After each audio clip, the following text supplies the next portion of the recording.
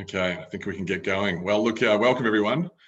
I think we've got a fantastic turnout here today, and I'm sure more will roll in as we get going, and that's completely fine. It is 2020 after all. Welcome to a No BS guide to performance appraisals. And the performance appraisals we're talking about today are those genuine and truly effective ones, not those once in a blue moon or passing water cooler appraisals. We're talking about ones that are impactful and that can really change our organisations. My name's Chris Nelson. I'll be your host for today's session, and just a little about me. My background is as a technologist, a digital strategist, and I'm the MD of Juicebox, a digital transformation agency that I founded in 2008. And like most people, 2020 has been a really interesting year for us. We despite being very digital, had to adopt to this remote way of working very quickly, and through that came a host of challenges in managing our staff and teaching our leaders to manage our staff. And I think what's come of it is work from home policies have stayed. So, much like everyone here in attendance, I too have climbed that mountain in terms of working out how to best performance manage our staff in the era that we're in.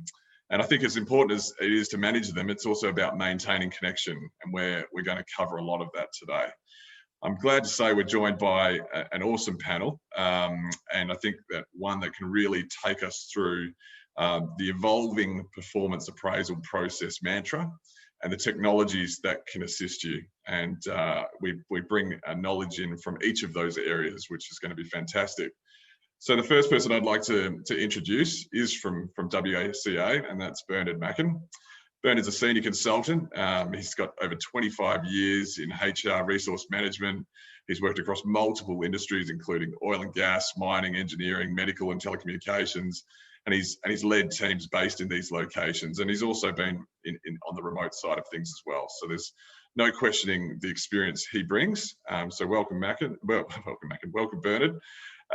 Neil Kylo from IoT Group joins us, a major player in the oil and gas service sector. Neil's the district manager for Australia, New Zealand and Papua New Guinea, and he'll be one of our guest speakers. A wealth of experience, Neil. He's had 27 years in the oil and gas service sector, relating to offshore and obviously on-site employee bases. And I think Neil, in his current position, also will give us great insight into what he's adopted and what's worked for him. And finally, last but not least, is Luke Allen. Luke's experience is all in the cloud-based software sector, so very of great interest to us today as well. He's been a frontline sales manager over the last decade. Currently, he's with ELMO Software, who are a specialist HR software provider, and he's going to really show us what technologies are available to help us deal with life in 2020. So we've got a great mix here. I'm looking forward to getting into it. I've heard a little bit about what these guys have had to offer in demos, etc. But today's as much as an insight for me as it will be for you guys, hopefully. Just a few basics to get started. We've got a chat room. I'm going to try and pick up the questions as we go. However, I think most importantly, you can be assured that we will get to all of the questions at the end. But if I have a chance to sub you in, that's absolutely what I'll do. If you have any issues with sound from any particular participant, including myself, please feel free to throw up the red flag. We'll try and deal with it as quickly and as professionally as possible. And coming to the end of this, there's an exclusive offer for everyone here today, a couple actually. So we'll speak to that, but it's worth getting to the end of this because I think this is sort of a participant-only offer. And most importantly, look, there'll be information sent to you over the next couple of days so that you can see a demonstration of exactly what we talk about from a software perspective and from a process perspective through WCA. So what follows after this will be as equally valuable as what you hopefully get out of today. So what are we getting out of today? That's the big one. Today's outcomes look a bit like this. We're here to talk about how to conduct no BS performance appraisals. And look, the idea behind that is we want to see some benefit, right? So we want to know how to keep our staff happy and motivated. We want to reduce anxiety around meeting expectations. We want to identify development opportunities and performance improvements. We want to learn how to challenge our staff and get them to that next level. We want to align our staff with an ever-changing vision in 2020, obviously with our core values and our principles, and make sure that their goals are our goals. And we want to recognise high performance and know how to deal with those that are sort of just treading water. So lots of great outcomes. I know that's going to be valuable to me. Juicebox has 40 staff, and I know that we still all have different ways in leading each team. And then alignment in these processes, I know, comes with great benefit. So look, let's start by defining what performance management is first and foremost. A good definition gets the party started, I believe. So performance management, as we define it today, is the regular measurement and feedback cycles in a controlled process, not just for poor performers, but for all staff at all levels. So look, a nice rounded example there as to what performance management is. So I think to get everything moving in the right way, we're going to start with a poll, because everyone here in attendance is looking to get something out of this session, and we want to make sure we tailor the content towards that. So I guess we'll start with, what is your current biggest challenge in staff performance and staff management? So you should be able to vote on screen now, and that will collate your answers as we go.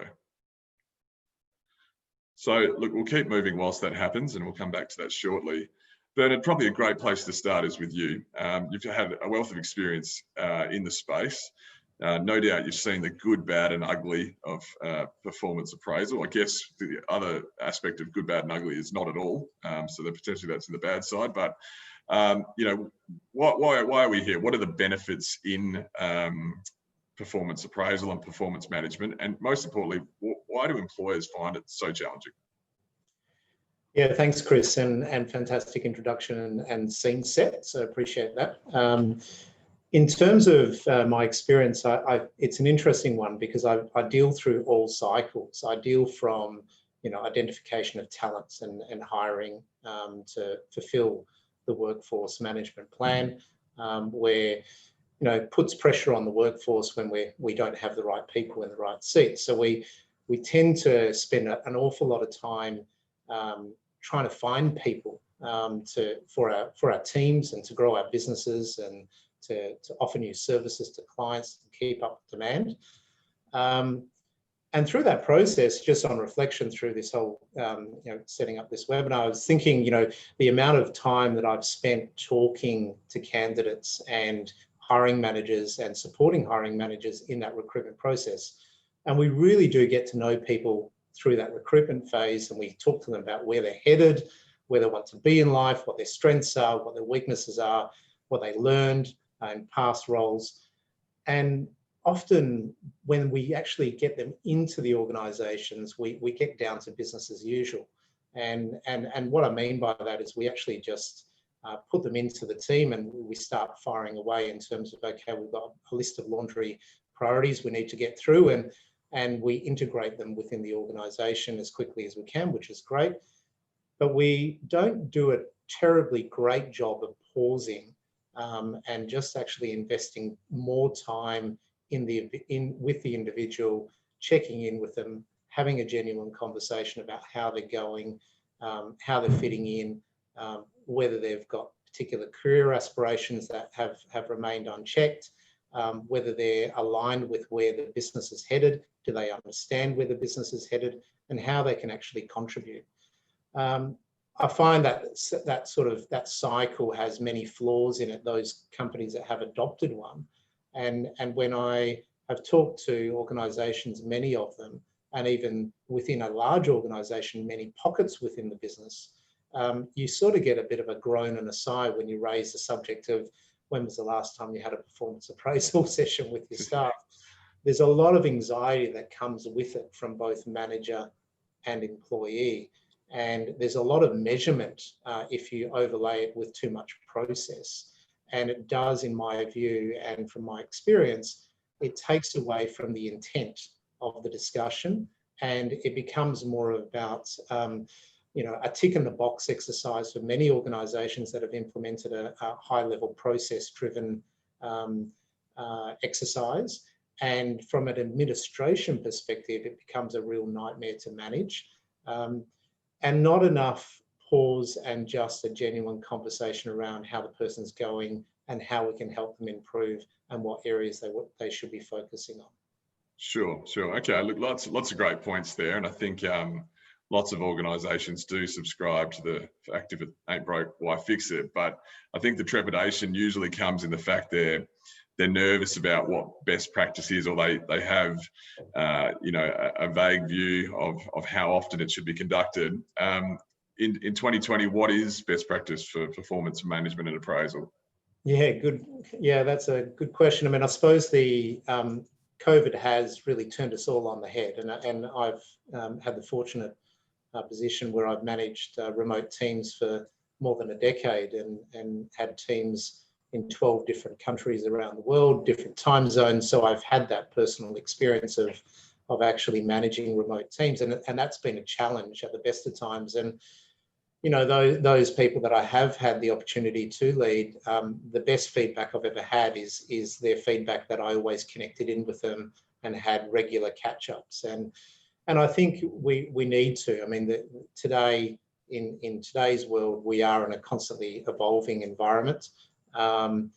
We've had to deal with, I suppose, a situation where hopefully the next 100 years we won't see again. But we've all had not just work challenges and career challenges, we've had changes in our personal circumstances as a result.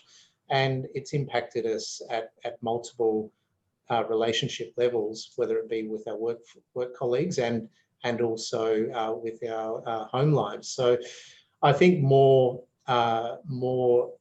connection on a regular basis is critical to make sure that people's welfare and their well-being is being maintained, that you have a real good line of sight with how people are feeling, and providing that feedback. You know, oddly enough, many industries and many clients that I know have actually gotten busier through this period of time. There has been other clients, although that have relied on more international markets, have actually declined, and you know, oil and gas being one of them, and any supply chain that runs through to China as another. So there has been an ebbs and sway in terms of some organisations expanding through this contraction period or difficult period, and other businesses contracting. That's the period where you really need to engage, and that's a period where you need to make sure alignment with company direction. And as you said in your intro, Chris, you know, you've had to really spin on a dime in terms of engagement, in terms of the way that you're talking and communicating with your staff, and learning new skills. We're all learning new skills at the moment, and I think technology plays a part in that. You know, we've now got familiar with, we're actually doing webinars, and rather than having everyone in some level of auditorium where we all sort of pile into one room together, we're actually very comfortable dialing in. And who knows, out of the 50 odd participants that we have today, where they're actually, where they're sitting at home, whether they're sitting in an office, who knows?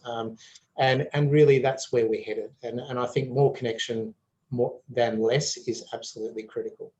Sure.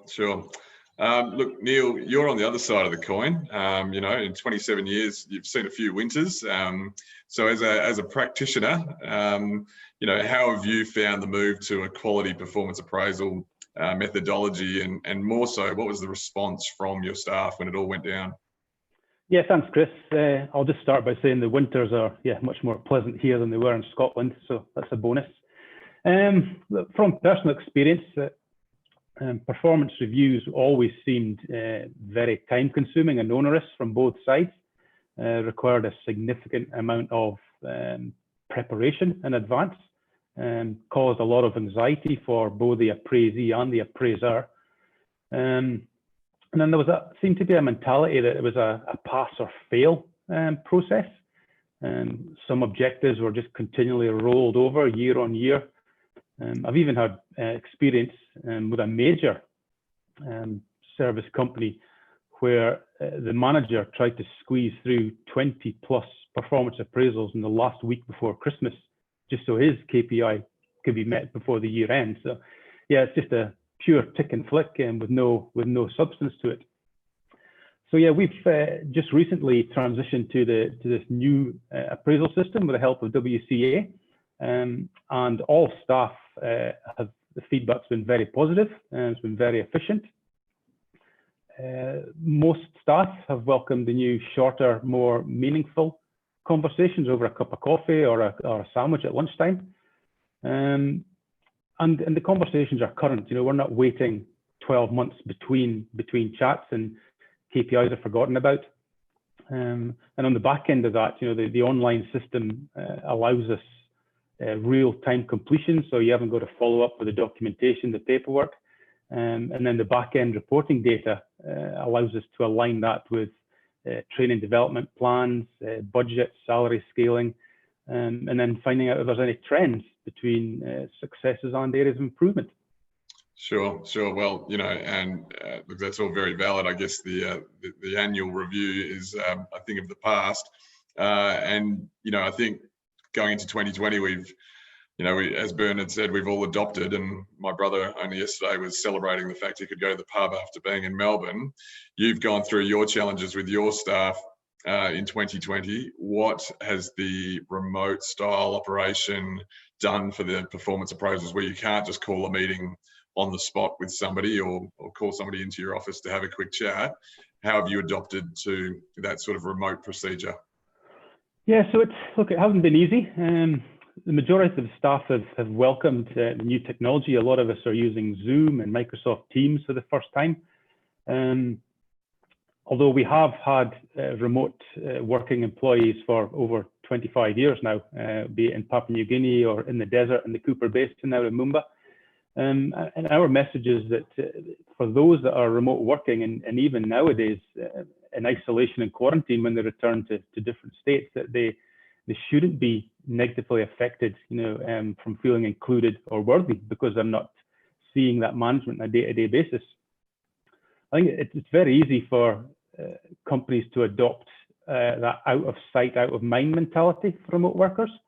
We hope that they continue to remain motivated by themselves and represent the company and progress their own careers without seeing supervisors or management on a weekly basis.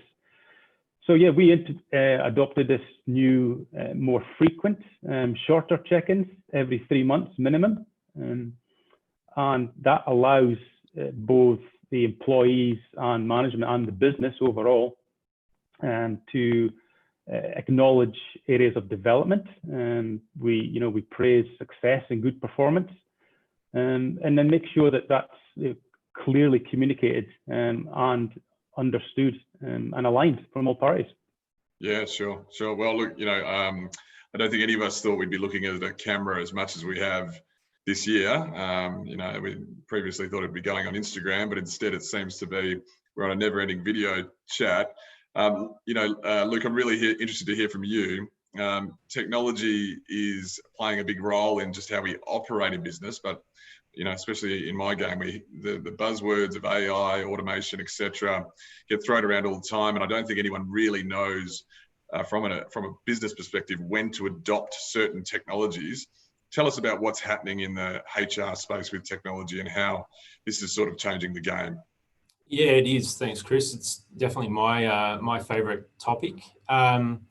Look, we've seen a lot of trends in market, the last 6 months in particular, but beyond that too. I think echoing what Neil was saying before about the shorter, sharper catch-up, but then even more so over the last 6 months, given the vast majority of staff are working remotely, they're working from home, or looking down at the Sydney CBD where I am, it's still very much a ghost town. So most staff are operating remotely. People are working from home. They're looking at cameras like this one day in and day out. So when it comes to HR technology and performance management technology, one of the biggest trends is being able to not only digitize that in a way that means people can keep connected with their team leader or their peers, but also look at ways to engage others by bringing to life peer-to-peer recognition and be able to acknowledge work that people are doing, which I guess is most of the case unseen, so that the organisation is aware of what achievements are being made, what are people contributing, and what is it that people are doing day in, day out from an activity level perspective that we're not seeing firsthand anymore, given we're all at home. So technology is now starting to evolve to gamify that, to make sure that people are able to call things out that are appropriate or really positive, but also make sure that that cultural sense of connectedness is still there in existence, given we're all out of the office. But Zoom now, that's definitely one technology which is starting to play a bigger part and is often popping up more and more in technology that we're seeing out in market. And have you at ELMO as such adjusted your direction for technology and your software to accommodate for the remote operation? Yeah, we definitely have. So back in March, April of this year, ELMO released a module called ELMO Connect, which enables the, I guess, integration of platforms like Zoom or chat function, so that again, people that are out of the office and working from home, many of those who are doing so for the first time and haven't had to learn technology like Slack or Jira or Microsoft Teams, could have a simple plug-in that enabled them to be able to talk to one another in a really quick and easy manner. So they're one of the quicker go-to market products out before, and it really was in response to client feedback. You know, a lot of people are used to having that catch up, be it Neil and his organisation monthly, which we're seeing a higher trend for, or those that have, I guess, a less frequent structure, be able to bring people together in a format that enables that communication and collaboration. Sure. Okay. Any of the other panelists want to comment on technology's impact on HR, both in 2020 and beyond? Yeah, I mean, I think from my experience there, Chris, is that there's, if we wind the clock back 10 years, technology wasn't quite where we needed it to be. Certainly from the larger corporations, if you had a teleconference, few organisations had sort of in the palm of your hand type ability to communicate with one another as we do now. So we've evolved very fast, and for me, there's no barriers. In fact, when we're communicating, there's not an excuse of technology anymore. We live in a world where we're fully enabled and we carry it around in our own pockets. What I do like about ELMO and ELMO software is that it is actually a fully customizable product. There are many others. Some of them are more challenging in terms of customization, and some of them are, have other features and benefits. But I've worked with ELMO for quite some time, and I find they're offering quite a good one, because it does integrate with many other modules, such as simply your employee record and training requirements, that a library of training that is so imperative to actually implement. Most organizations try to do, big corporation organizations try to develop their own training, and that is a mammoth task for any business to undergo. So if we can underpin a performance discussion with some supporting training, learning and development material that's easily accessible, at the very minimum, just to ensure that your business is compliant with such things as manual handling or whatever environment that you're in, how to be a better leader, how to communicate more effectively, etc. Those types of training modules are really, really important for employee engagement. So what I like about ELMO and that software, and sorry, Luke, I am giving you a bit of a commendation here, is that it does come with that, and that's really the next step. If we're having a conversation about where you want to be in life as a manager, I really want to be in a position to actually point you in the right direction and give you some meaningful and tangible sort of direction to say, actually, you know what, I think you should do this course, or how about do a on-the-job training with this particular person. So there needs to be a next step, and that needs to be accessible. Otherwise, it just really won't happen. And I guess the next coming will be really the integration of AI. Chris, you touched on that at the very beginning, but how can we start to surface intelligent information and data around our workforce that's going to lead us to make better informed decisions? And if we look at today's topic around performance, and I guess the extension to that, which really is around the progression of people's careers and where next, where are we going to help support these people to get to within our teams and our company, and what are the different, I guess, engagement points, the learning pathways and other opportunities that we can bring to the forefront, assess where someone is at from a holistic perspective, and then feed that into where we can help guide them to get to. Okay, great guys. Look, we're going to change tack slightly because we've got a question that also relates. I guess when we talk about performance appraisal, it's definitely not the same, but it's definitely relevant, is a performance culture. And a lot of companies do struggle with finding a balance with a performance culture. You know, it can't be cutthroat, and there is a need, but yet there is a need to perform, especially in this day and age. Firstly, it'd be great to hear from you what a performance culture is in your mind, and more importantly, what are the recommendations around finding that balance?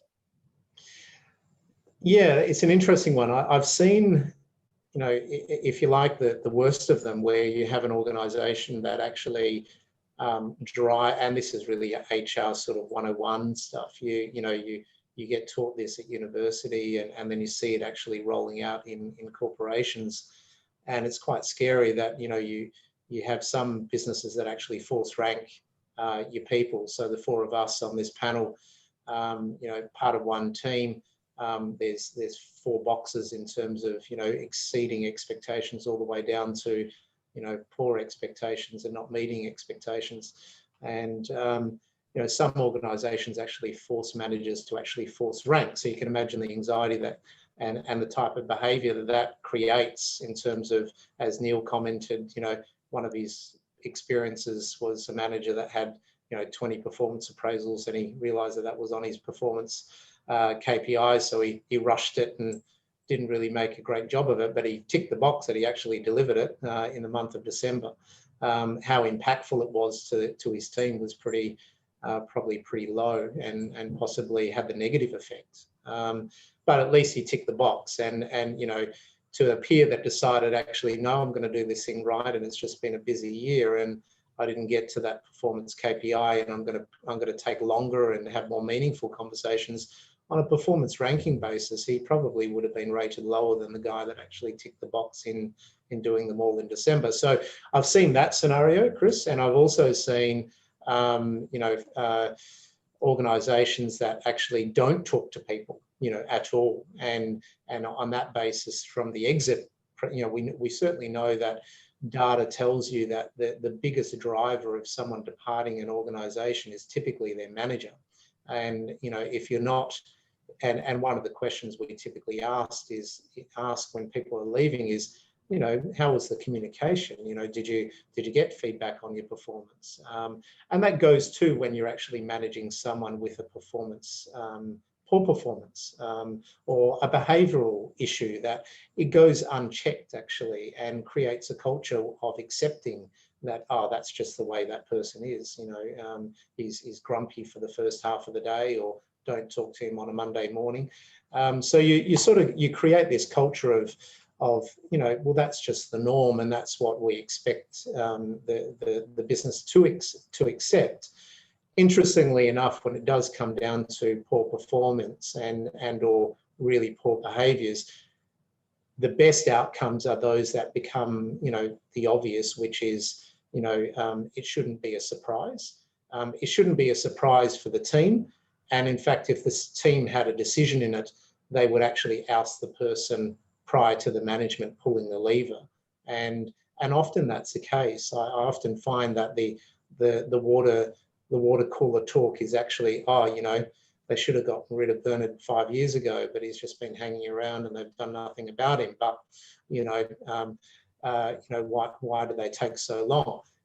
But the reality is that the management team thought he was so critical to the business operation, but there was a big sigh of relief when that poor behavioural issue actually leaves the building.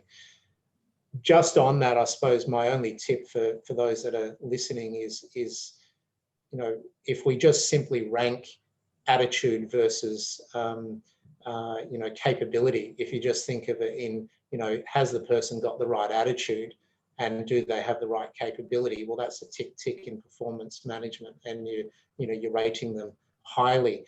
If there's areas of behavioural concerns, you've got to address it, and that's actually a much more difficult and more challenging situation to resolve, and it is definitely a marathon and not a sprint. So you need to take your time with it, and you need to engage the person, and you need to be solid in what you expect from them going forward. If you've got someone with a really great attitude but just not the skills, that's a trainable thing, and that's a really easy conversation to be had, and certainly pointed in the right direction and harnessed in the right way and supported, you'll get that person to a high performance level. Great, thanks, Bernard. Yeah, I'll just add into that, Chris. We obviously had some slight concerns. So when WCA came on board almost 18 months ago, the first thing we did was an employee culture survey, very easy to implement. Some great results that you don't normally get face-to-face as part of the appraisal process.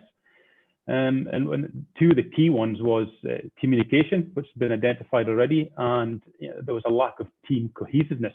There's, especially at the moment when people are concerned about job security, and you find staff really focus on their own performance rather than teamwork.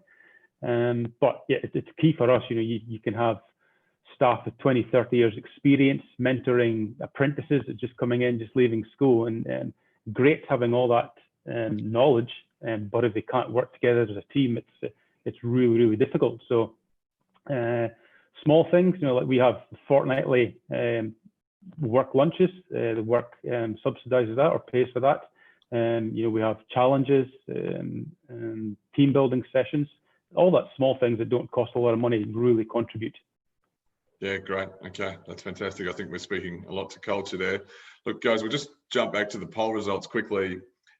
Nearly a dead heat. Hopefully we're not saying that next Tuesday for anyone out on the Melbourne Cup function, but communication of expectations and ownership of outcomes were the two areas that our attendees today wanted to know more about.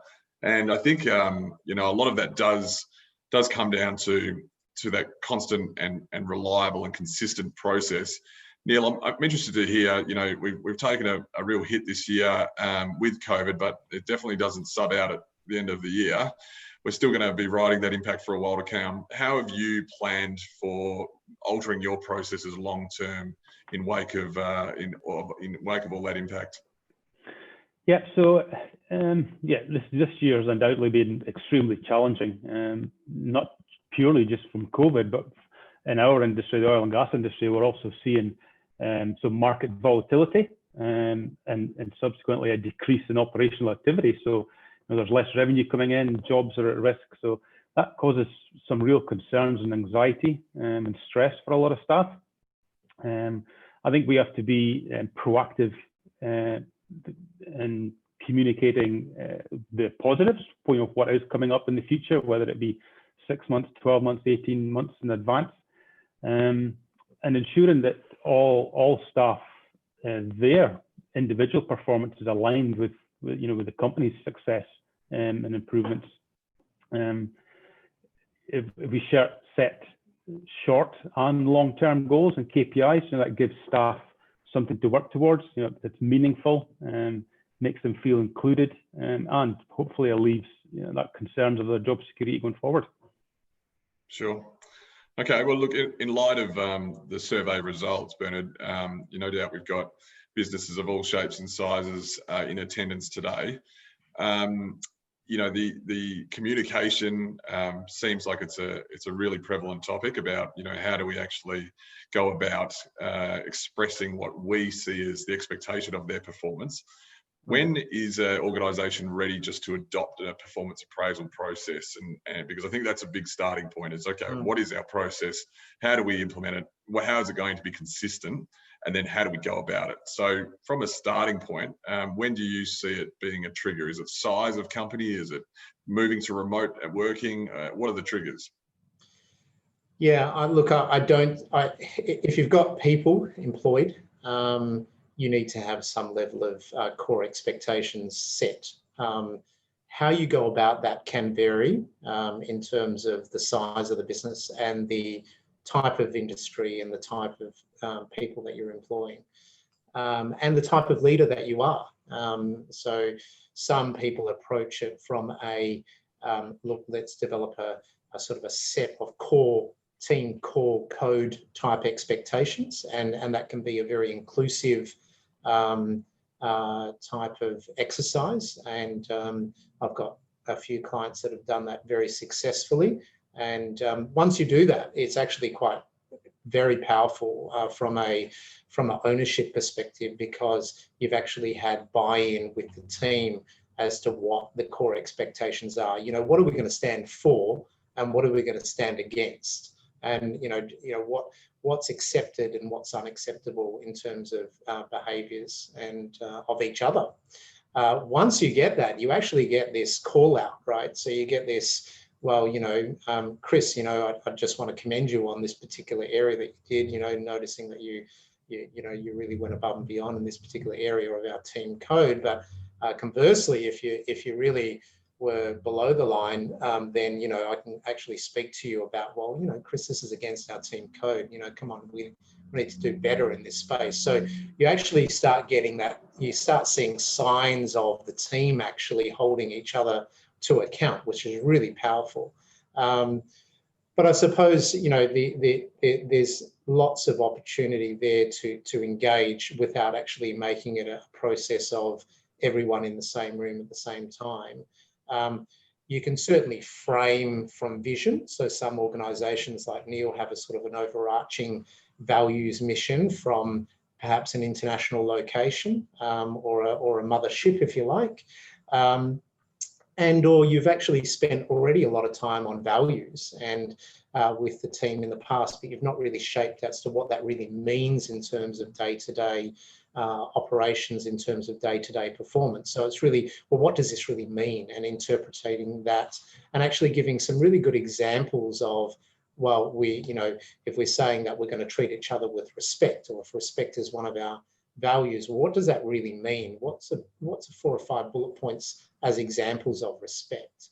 And what doesn't it mean is really powerful as well.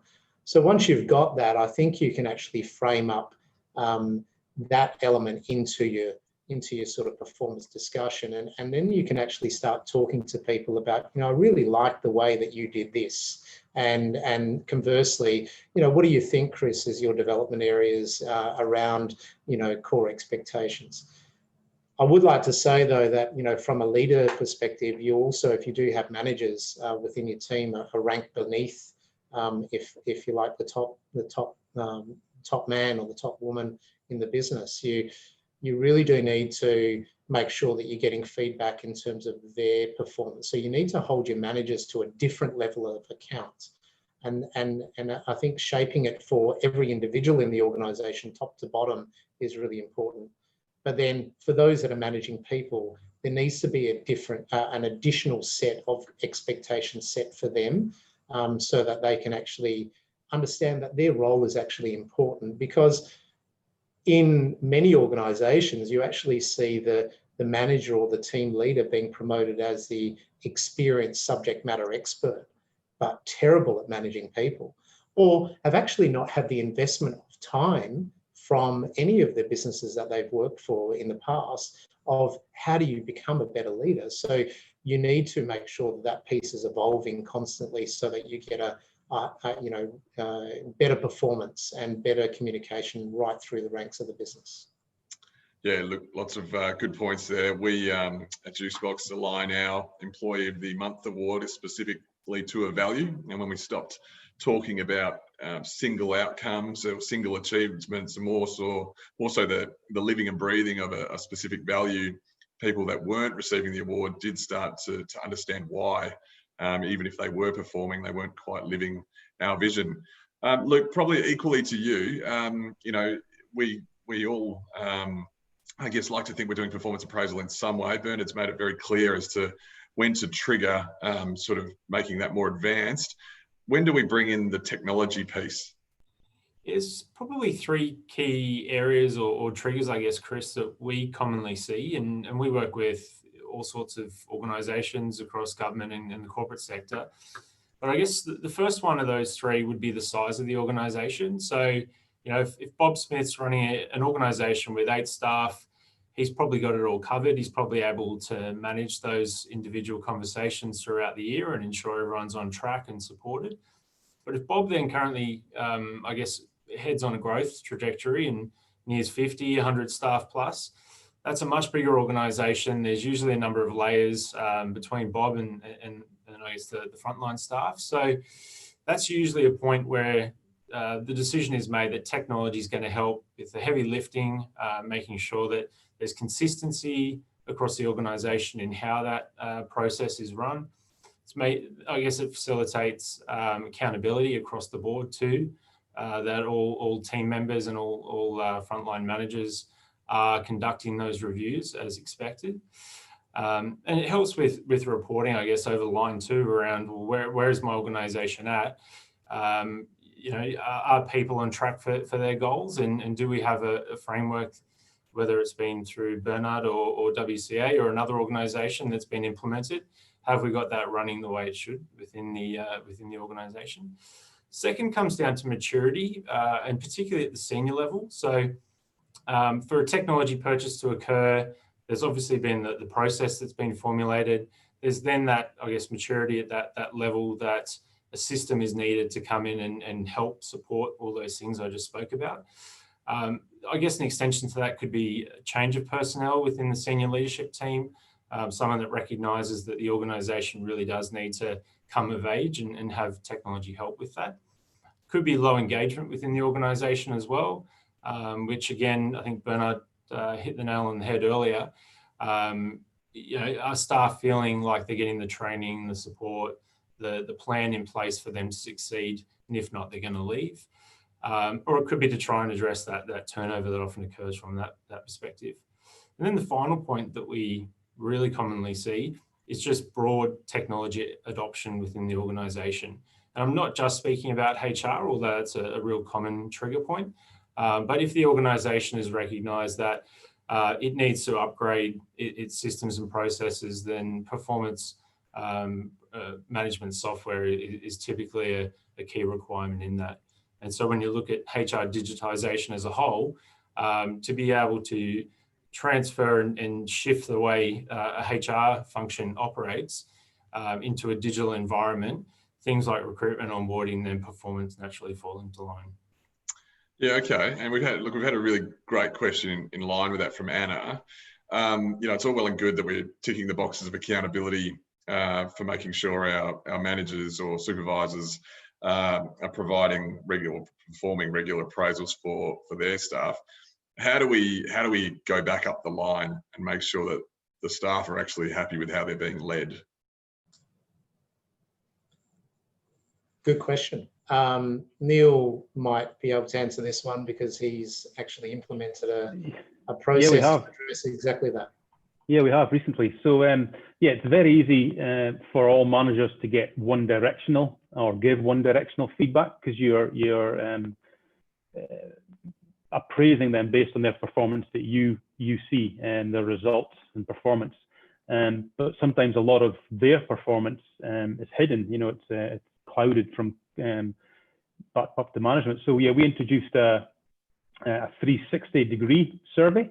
So very, very simple. It aligns with the same individual and management core expectations. That goes out to that specific manager's team, whether it's 3 staff or 5 staff or 10 staff, 5 minutes, and then they give us feedback directly to myself, how they are performing. You know, what are they doing well? What are they not doing well? what can be improved, communication good, communication poor. So yeah, I think there's various names for that, but yeah, we adopt the 360 survey. That's okay, what great. We operate with at ELMO here, using being a client of ourselves, I guess, is all of our frontline managers, including myself, have got a 360-degree component built into our own reviews, which does facilitate upward feedback, as well as from peers of myself or others in the organisation. So I've found that to be a really effective means. We've also built out areas within our own templates so that as part of the completion process, feedback is required from both sides of the coin, and then that ultimately feeds up into the broader review, and that's just the way that we have structured it here for ourselves. Okay, and look, tell us a few more features in the overall ELMO suite. You know, that's obviously talking to the 360 function. You know, dumbing it down for everyone who, like myself, you know, just wants to know where ELMO can add impact. What are some of the areas of HR that you make where life is made easier? Yeah, how much time we got? We cover what we call the people, process, and pay. So if you look at the hire to retire life cycle, you know, that commences from the moment someone is applying for a role within your organisation, through that journey into the organisation and onboarded, I guess, in a digital way, which surprisingly a lot of organisations are still doing that manually, and the heavy lifting around it. I guess then if you look at the natural journey for that employee, there is often then the, I guess, touch points throughout their onboarding journey, with features around surveying and engagement surveys. And so that data is then collected on an individual, but also as a whole, so that trends can be determined on the experience people have with the recruitment process, the 3, 6, 9, 12 months into the organisation, which is typically some of the danger points for an employee as to their tenure. And then I guess you look then post that period, we do have online learning. So, you know, really relevant in today's day and age where a lot of people are remote. So we're not attending workshops or hosted events. It's all run online, which then naturally flows through to the performance piece where learning is able to be embedded into someone's plan, so that if there are gaps in their performance or they need support in areas, then e-learning content can be facilitated through. I guess out of the back of that, you've got the payroll aspects as well. So the most important part of technology when it comes to the people, process, and pay, many would argue, right through remuneration and time and attendance. So it is quite a broad platform. Okay, great. And no doubt we'll see more of that in the demo that gets sent round after in an email concluding this webinar. But look, guys, just in the interest of time, we'll just round out with one question before we go to some of the other questions that have been asked of the panel. In general, you know, we're talking about two different things. We're talking about a connection with our people, you know, a true connection and understanding where they want to go. And we're talking about creating some efficiency with all of these processes through technology. How do we get the balance right? When does it become too cold with technology, and when do we, you know, need to take that step away and not be, I guess, too wasteful with time? Not that it is a poor investment in time, but obviously as organisations grow, they don't have that liberty. How do we find the balance? Yeah, it needs to be. I think it needs to be. Technology is an enabler. It shouldn't certainly be the driver. You know, the process and making sure that supervisors are trained and supported and understand what the purpose of and the intention is of having you know, a touch-in, a check-in, a regular performance session with their staff is critical. To just sort of elaborate a little bit on Anna's question, the cycle of providing supervisor feedback is absolutely plays to exactly that, Chris. Is you know, technology should be helping us, not making our lives more difficult or getting in the way of the conversation. There shouldn't be a big hefty screen between you and me when we're actually having a genuine conversation. Yes, we can note take, but it shouldn't be about everything that you and I say as a scripted. It should be just a couple of bullets just to recall exactly what we talked about, and to be able to, as Neil said earlier, extract it and see it. and reference it down the track, positively and negatively. I mean, just on that, I suppose, just record keeping when you are performance managing people, having a trend that, you know, you've had several conversations around performance and behaviors is absolutely critical when it comes down to managing someone's performance. And, you know, just revisiting and saying, you know, at least saying to someone, you know what, you're ready for this promotion. We've told you you're exceeding expectations. We know you can do this, and supporting them on that journey. And conversely, you know, we've been having these conversations around your attitude, around, you know, your regular outbursts in the office for the past 6 months now, Chris. You know, when is this going to change? And, you know, what are we going to do here? You know, is it time for a change in your life? You know, so it helps us have that final sort of realization conversations with people, and, you know, exhaust everything that the business and the leader can do to support that person overcome any challenges or any development areas. To Anna's question there, Chris, just briefly, I suppose, you know, the set of core expectations that sits above the individual is really can be completely integrated with your performance appraisal check-in process. And I would not recommend that you do this on a 3-monthly basis. You're doing this on a you know, every 6 months or once a year. And if you've got a small team reporting to individuals, you're clearly not going to be sharing the detailed results with the manager. Because, you know, you'll get to I can read that came from Luke, or that came from Neil. And, you know, that sort of plays out in every manager's mind when they get negative feedback, even maybe as constructive as it's meant to be. As a human being, we're going to start thinking about maybe who and analysing who said what.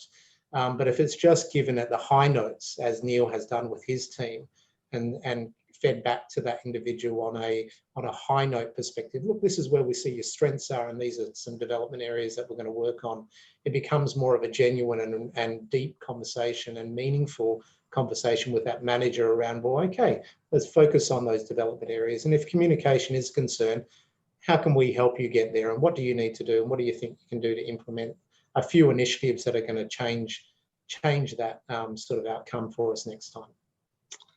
Thank you.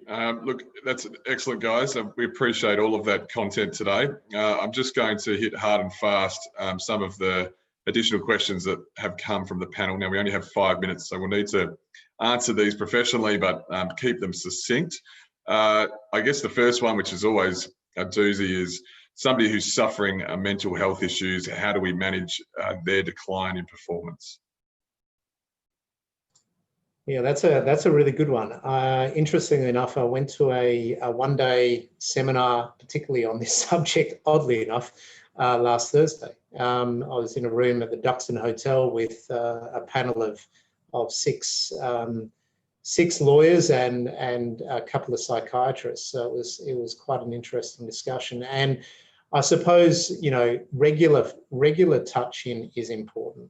Making sure that you're doing everything that you possibly can for the individual from a welfare perspective, to making sure that they are able to perform the inherent duties of the job is critical. If there's some adjustments that you can make to their workplace, make it. Reasonable adjustments, make it.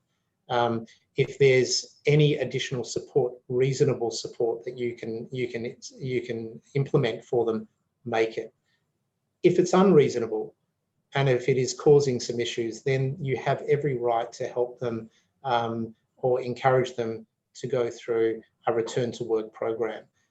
If you're not sure what the individual is dealing with, you can actually request for them to have a fit for work certificate. And the biggest advice that we were given by the panel on Thursday was, you know, go to the top level person. Don't go to the regular GP to get an opinion on these matters, but provide them with the support along the way and make sure that they actually genuinely feel that support. You don't want to be victimizing or discriminating against anyone, whether they have any level of disability or health condition. So you really want to make sure that you're providing a supportive environment. you're there, you're making sure that you're giving them the right support, but making sure that you also realise as an employer, the individual is going through this. Whilst you can make every effort to support them, it's not your duty to solve it for them. Okay, great, excellent. Thanks, Bernard. Yeah, look, final question. Somebody said, it's in 2020, resilience is a really key topic. Our staff are on their own independently, and you can have all of the touch points in the world. What are we doing to enhance the resilience of our people so that potentially we don't end up with them suffering in any which way? Yeah, go ahead, Luke. I'll quickly talk about, I guess, what ELMO are doing, because I think the organisation as a whole has done a fantastic job. So we've significantly increased communication, so much so that our interstate staff have never felt so connected as what they are now. And funny enough, there's a large portion of those down in Victoria. And that's come through running different events. We've had structured morning teas where everyone jumps on Zoom. Different Friday evening events as well, and the company has supported everyone wherever they are. That sense of purpose and connectedness has made a massive difference here with our teams, and I think a lot of people really benefited from that. We've also got more flexibility than ever. So as long as people are achieving what they need to achieve and are delivering the outcomes that are expected, then the flexibility comes around what hours you might be working, or are you sitting poolside or are you sitting up in the backyard? It doesn't really matter. And I think they're the kind of things that are going to make a big difference at the end of the day when all is said and done. Yeah, excellent. Excellent. All right, well, look, guys, that kind of brings us to the end. I guess, for all of those who've been in attendance, you do walk away with a couple of great offers, thanks to the parties that be here. Yeah, look, Luke, why don't you tell us about what ELMO's offering all of our participants moving forward? Yeah, so look, we'd welcome the opportunity to talk to everyone or anyone that's interested. Let us have a conversation with you. If you book that in by the 13th of November, we'll use that as a bit of a discovery session to see where things are at and what you're doing. For anyone that does and do move forward with ELMO across any of our HR modules, then there will be the offer for an additional 3 months value built into the 3-year term there. Wonderful. And equally, Bernard, from WCA, in terms of just understanding what they need and getting this implemented, what have you got to offer the attendees today? Yeah, look, we, from an implementation perspective, that's the biggest challenge really is, you've got a nice system or a nice toy, but you don't know how to actually get it functioning or make sure that the process is working optimally. So we certainly help organisations develop and review their policy, their process, or they can adopt ours, which we're very happy to showcase to anyone that wants to arrange a follow-up session on that separately. But in terms of implementation, if they do go ahead with ELMO and they do need WCA support to implement, we're certainly very keen to offer a $1,000 off any implementation fee that would come with that. Wonderful. Well, thanks to all of our panelists today for your input. It's been a great and broad contribution from all of you. And thank you too to all of those in attendance. I hope you've taken something from this. Please feel free to contact any of the panelists if you do require more information. As I've mentioned a couple of times, we will be sending out some further information around demonstrations of this offer. So yeah, keep an eye on your inbox. But have a wonderful week, and thanks for your participation. Cheers. Thank you. See you guys.